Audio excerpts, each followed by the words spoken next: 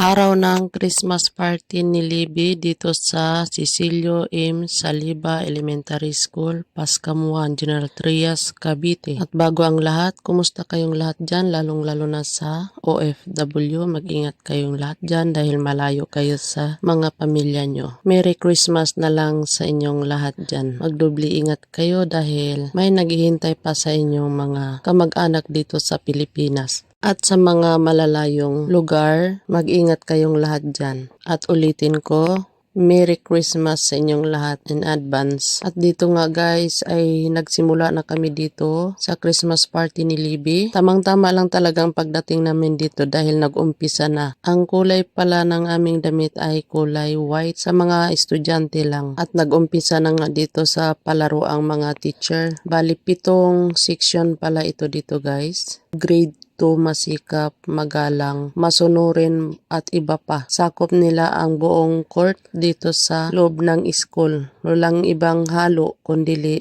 kung hindi ay grade 3 lamang. Pero iba't ibang section ito guys. Ang unang salang nga guys ay ibang section ito at sinayaw na nga nila yung Merry Christmas at ang gagalingan nilang sumayaw. Talagang pinaghandaan nila at ang sumunod namang salang dito ay ang aming grupo, section masikap. Ito naman ay palaro dito sa bangko stop dance. Makasali sana si Libby dito kaso lang ay may nauna na ditong nanalo at dito nga ay nag-uumpisa na pala sila dito. Bali second batch nga pala sila Libby dito, hindi pa nakasali si Libby dyan. Sa second batch si Libby nakasali sa larong yung iniipit na bola sa noo. Ang saya nila dito guys. Marami nga pala kami dito kaso lang yung iba dito ay hindi sumali. Kung sumali lahat, hindi sila magkasya dito sa court. Siguro nasa isang room siguro nasa 30% lang. Dahil sa isang room ay mahigit 40 kami, 46 plus. At bawat grupo namin dito ay kunti lang din.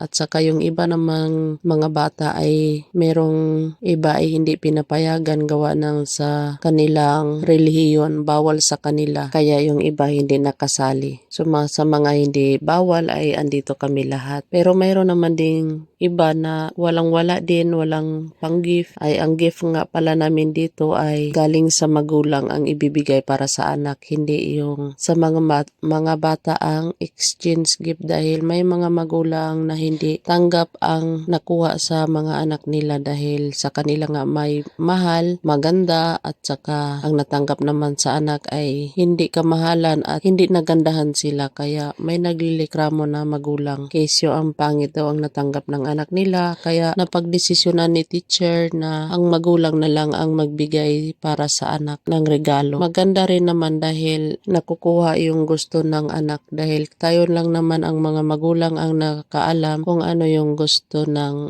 anak natin. Pero yung regalo ng anak ko ay tinago ko muna. At nung bigayan na nga ni teacher ng regalo ay tuwang-tuwa talaga siya sa natanggap niya. Dahil gustong-gusto talaga niya yung kanyang regalo. At may pahabol nga pala dito sa mga picture taking ng group ng masikap. At natapos na nga ang una at pangalawa at pangatlong games. At susunod naman dito naman ay sila Libby naman ang maglalaro. Tahimik na nga lang si Libby dito, nakaupo sa gilid at yun, tinawag na si Libby dito. At sa pagkakataon na ito ay si Libby ay isasalang dito sa laro nila ni teacher. Kita nyo ba si Libby guys? Ang dami talaga nila sobra guys, ang dami talaga nilang dito magkagrupo dahil ang sa public kasi guys ay bawat room ay kulang-kulang 50 person, 50 ka bata sa loob ng room. At dito nga ay nag-uumpisa na sila maglaro sila Libby. Tulad nga ng sinabi ko kanina ay hindi pa nga natapos sila Libby ay may nananalo na. Hindi pa nga nasalang si Libby ay mayroon na nanalo kaya nga sabi ni Libby, ano ba yan? Sinabihan ni teacher niya. Pangalawang beses hindi siya naisalang. At maya-maya nga andito na si katim ni McDonald. Ayan, napakasaya ng mga bata dahil andito na si, hindi ko kilala sino yan. Ang costume kasi niya ay pato, duck, nahuhubad pa nga yung damit ni John Duck, napigtas yung kanyang jumper. Kaya ang saya-saya ng mga bata dito. Dinumog ng mga bata ang kasama nila team ng McDo. Saglit nga lang pala dito nag-perform yung team ni McDo. Mang ilang minuto lang, hindi nga umabot ng 30 minutes. Saglit lang sila dito at dito nga ay nagpababay na si Pato. Si Pato kasi yung kamay kasi niya guys ay may palikpik. Bago umalis siya ay pagkatapos niya mag-performance ay nagpa-picture sa bawat section ng mga estudyante. Kaya nung sinabing magpa-picture ay dinumog siya ng mga bata, halos matumba na siya. Kaya by group na lang ang picture ng. At dito nga ay nag-uumpisa na si teacher magbigay ng mga regalo sa mga bata at bawat isa-isa ay nagpapicture si teacher sa mga bata. Bawat tanggap ng mga picture, bawat tanggap sa mga picture. Nagkanda bulol-bulol na ako guys. Bawat tanggap ng mga regalo nagpapapicture. Ay, nako nabubulol. Pagpasensyaan nyo na nga guys, nga pala ang aking boses ay hindi talaga ako okay. Kahit umiinom ako ng gamot pero iwan ko ba pag ako'y nagkasakit ang tagal-tagal ko talaga gumaling at ito na ngang natanggap ni Libby. Ang saya talaga niya dahil ang kanyang natanggap ay robot na car. Dahil binili ko yan guys ay hindi ko talaga sa kanya pinapakita at dito nga ay pagkatapos nila dito magbigayan ng galo ay inumpisahan na rin nila dito kumain ng tanghalian dahil mag alas 12 na ito guys. Yung iba ay kanina pa nag-umpisa kumain ay sila ay nagbibigayan pa ng regalo. Yung iba nagmakdo, kami ay hindi naman kami sumali sa bayaran ng food dahil ay kulang-kulang 300 ang halaga ng kanilang pagkain. Kaya sabi ko kay Libby, kinausap ko muna si Libby ay baunan ko na lang siya at lutuan ko siya ng fried chicken dahil doon lang kami makamura. Kung saan kami makamura guys ay ginagawa ko. Kaya hindi kasali si Libby sa McDo na food. At pagkatapos nga namin dito guys ay pumunta na lang kami sa McDo para doon na lang mananghalian. Kami ni Libby. Si Libby busog na, kami na lang yung kakain. Hindi na daw siya kakain. Masaya siya sa nagpaka niya. Happy? Happy? Ako. Ay, teka. Mamaya.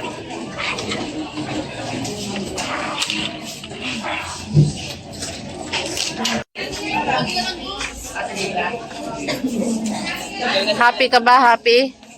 Ha? Para saan ba yan ilagay? Para saan ilagay yan? Dito sa kamay nito, oh.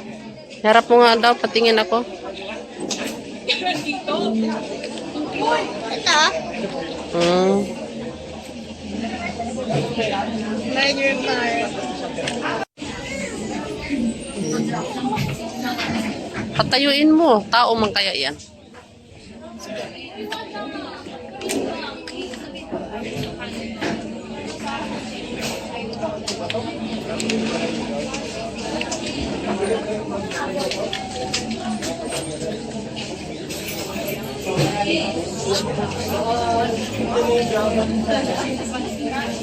Uy, hirap lang nito.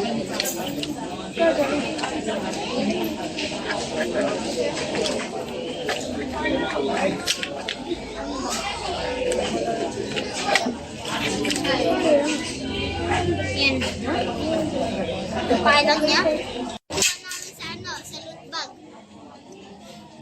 Yan ang nakuha niya sa loot bag. At saka ito, oh. Then, at saka ito, oh. May labo. Yan.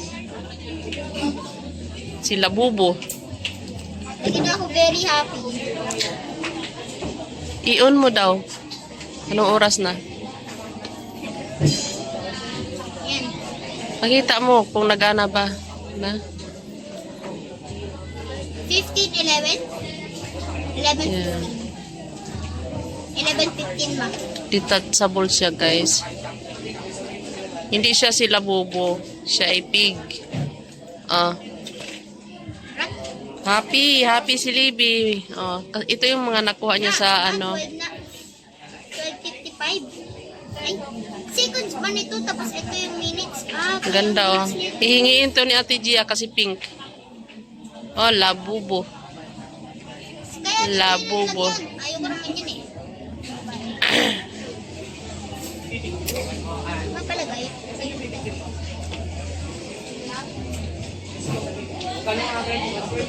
Parang baliktad.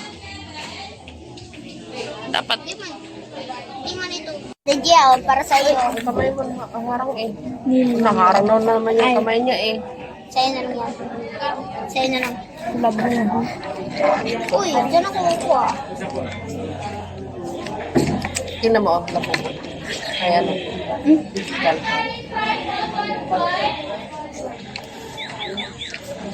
Ano yung picture nila? 12.54 na. 12.54. Ano yung picture nila? So, bakit? Yung ano, maliit na ano. Ito, Pocket gun. hindi sa packet. Oo.